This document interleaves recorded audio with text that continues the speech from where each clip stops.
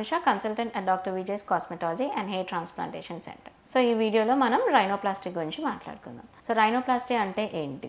Reshaping of the nose structure is called rhinoplasty. అంటే మన external appearance nose ఎలా ఉందో దాన్ని మనం ఈ ప్లాస్టిక్ సర్జరీ ద్వారా దాన్ని మళ్ళీ రీషేప్ చేసి రీకన్స్ట్రక్ట్ చేస్తే దాన్ని రైనోప్లాస్టీ అని అంటాం. సో దీనివల్ల ఇది ఎవరిలో చేస్తాం ఈ రైనోప్లాస్టీ? ఎవరిలో అయితే కొంచెం ముక్కు వంకరగా ఉన్నా, లేదు ఈ నేసల్ బ్రిడ్జ్ చాలా చిన్నదిగా ఉన్నా, లేదు ముక్కు చాలా పెద్దదిగా ఉన్నట్టు అనిపిస్తున్నా, లేదు పుట్టుకతోనే కొంచెం నోజ్ ఒకవైపుకి డీవియేట్ అయ్యి ఉన్నా, లేదు ఏదైనా సడన్గా ఏదైనా యాక్సిడెంట్స్ అలాంటివి అయ్యి కొంచెం నోస్ ఫ్రాక్చర్స్ అలా ఈ షేప్ ఏదైనా మారినా వాళ్ళలో మనం ఈ రైనోప్లాస్టీ అనే సర్జరీ అనేది చేసుకోవచ్చు. సో దీనివల్ల ఏమవుతుందంటే ప్రాపర్గా ఒక కరెక్ట్ షేప్లోకి మనం ఈ డ్యామేజ్డ్ నోజ్ ఉన్న, డీవియేటెడ్ నోజ్ ఉన్న దాన్ని మనం ఒక కరెక్ట్ షేప్లోకి తీసుకురావచ్చు. సో కాస్మెటికల్గా అపియరెన్స్ అనేది కూడా చాలా బాగా ఉండేటట్టు చేసుకోవచ్చు. సో దీంతో ఉండే ఇంకో అడ్వాంటేజ్ ఏంటంటే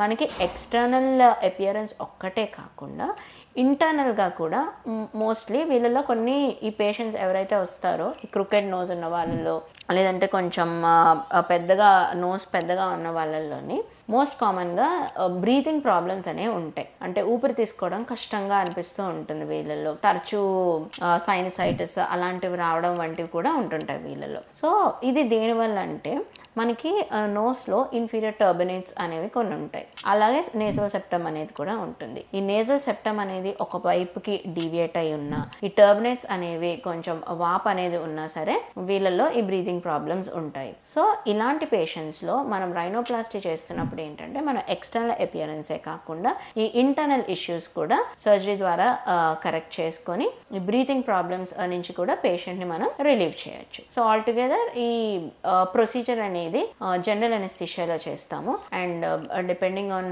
the surgeon it takes about 1.5 to 3 hours వరకు ఈ సర్జరీ అనేది ఉంటుంది. So do like and share this information.